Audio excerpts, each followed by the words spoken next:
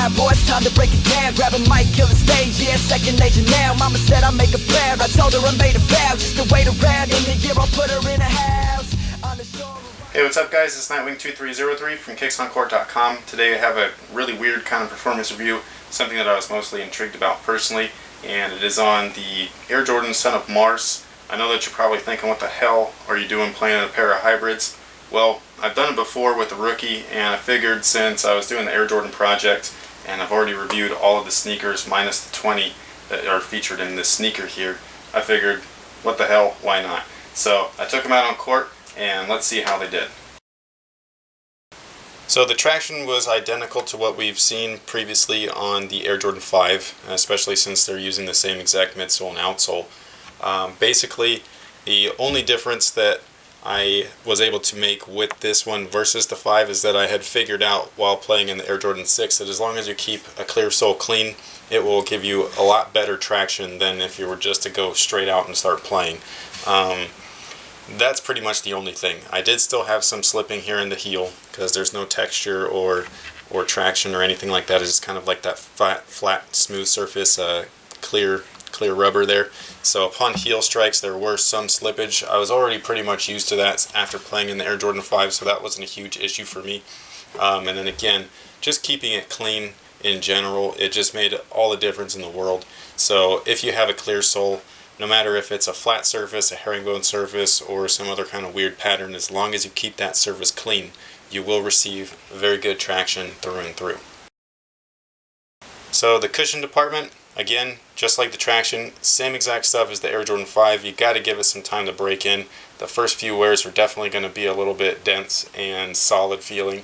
The longer that you play in these, the more compression you'll receive, because that polyurethane is a little bit lighter than what we've seen previously on the Air Jordan 4, as well as the Air Jordan 3, and even the Air Jordan 6. So the Air Jordan 5 to me probably has the best use of polyurethane, and I definitely like that they used the Air Jordan 5 midsole and outsole on this particular shoe here, because it definitely provided some much needed cushion after a long time of break-in.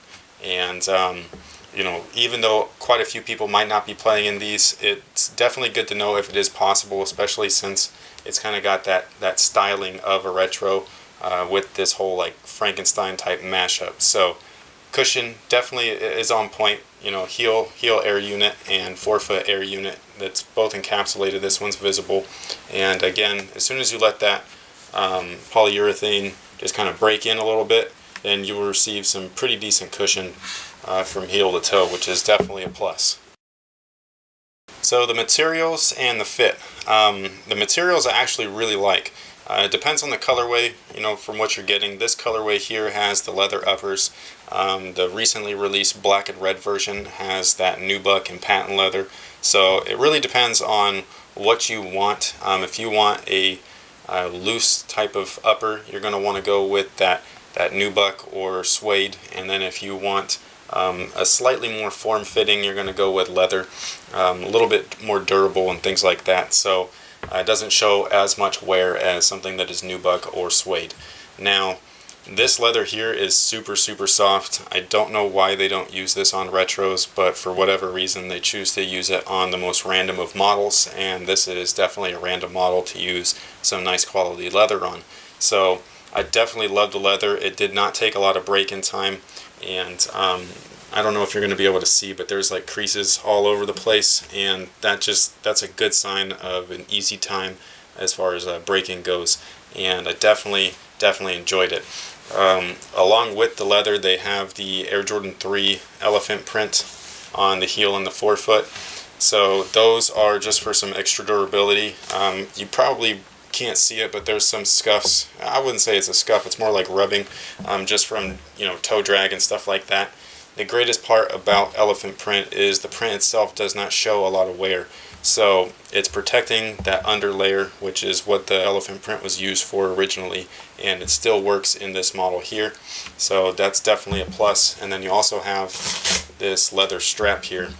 I'll get into more about this in the fit section, but that's pretty much the materials that you have. You do have mesh through here, just like the Air Jordan 4. and I think that everything all together definitely worked very well together.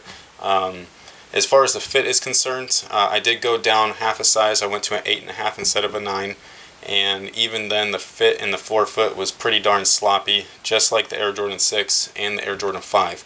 So what I ended up doing is something that I wish I would have figured out again when I was playing in the Air Jordan 5. I would have made that much more of a nicer experience, but basically I ended up adding an insole on top of the insole that's already in here. Usually I'd take out the insole altogether like I did with the Air Jordan 6 and then replace it with a thicker insole.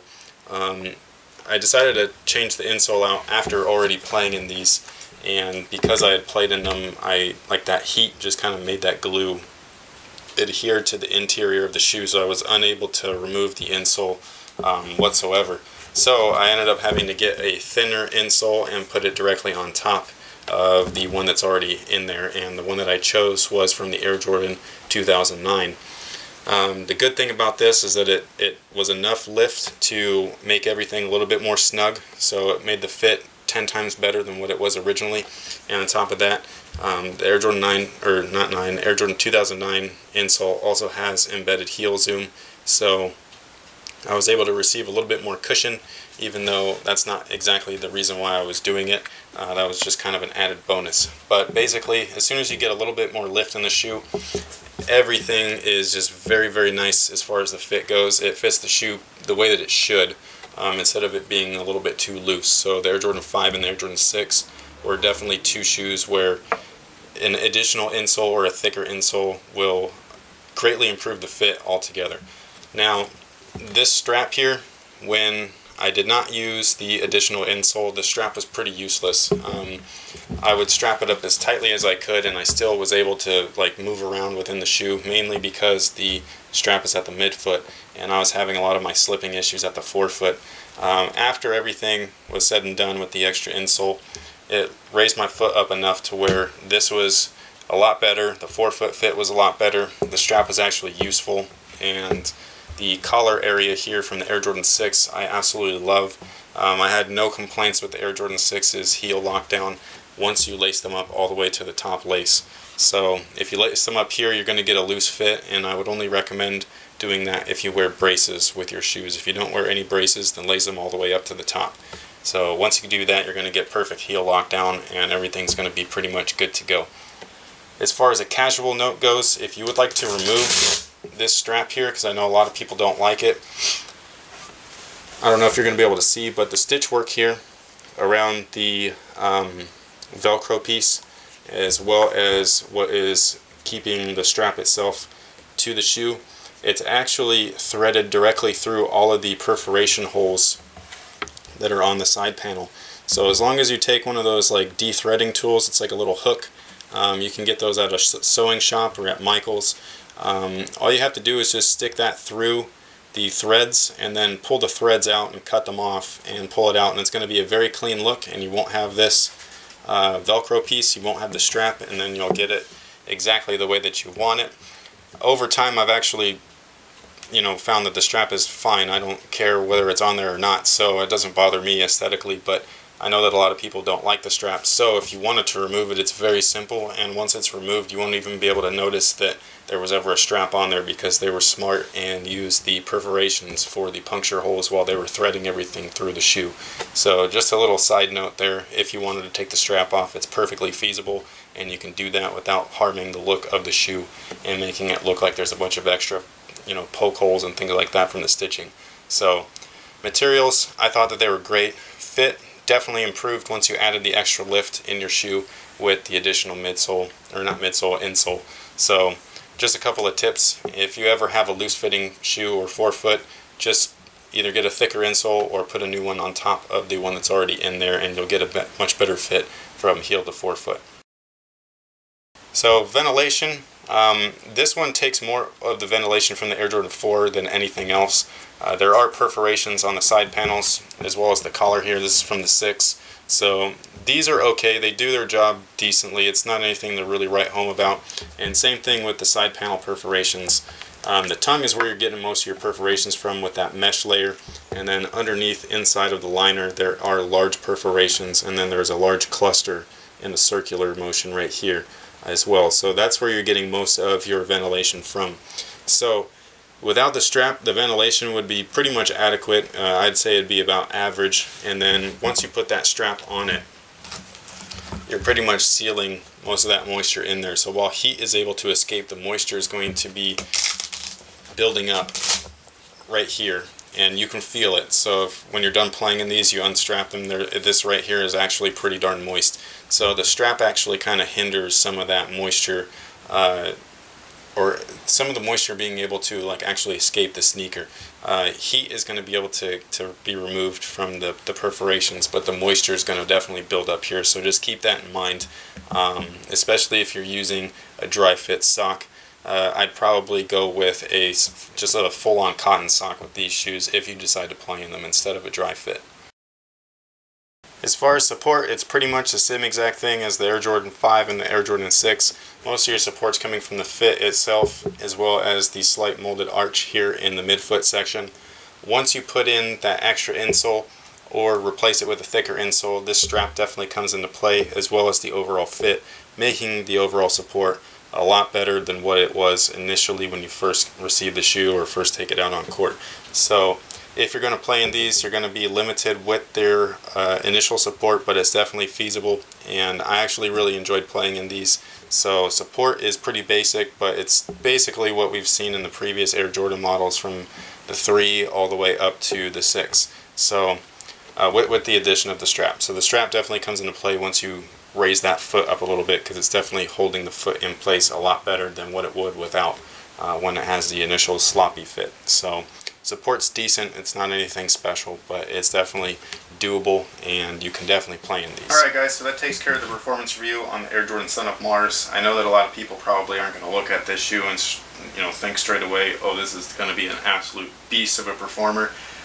That's perfectly valid, and I completely understand. I was just more curious, since I was doing the Air Jordan project, since these are comprised of past performance models, how they actually would, or if they could even perform on court. With some slight modifications, just adding either a thicker insole or placing a slightly thinner insole on top of the one that's already in there, you're going to get perfect fit, or I wouldn't say perfect, but you're going to get a much better fit, and you might even get some additional cushion, which is definitely a plus.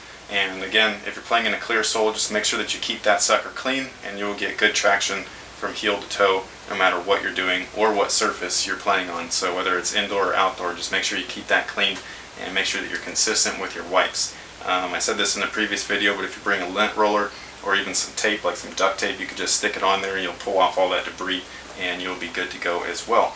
So that takes care of the review on the Jordan Son of Mars. I know that you're probably thinking I'm crazy, and I'd have to agree with you, but it is a definite solid performer with some slight modifications. So that takes care of everything. Thank you guys for watching. Thanks for all your support, and until next time guys, have a good one. On the shore or on a coast or an island, and every month I'd hop on a plane to fly, yeah, and take her shopping, whatever she wants I'm buying. She made me who I am, I got the heart of a lion, yeah, and for that mama I'm gratified, grinding harder than everybody, so please don't act surprised when you see me pass your eyes.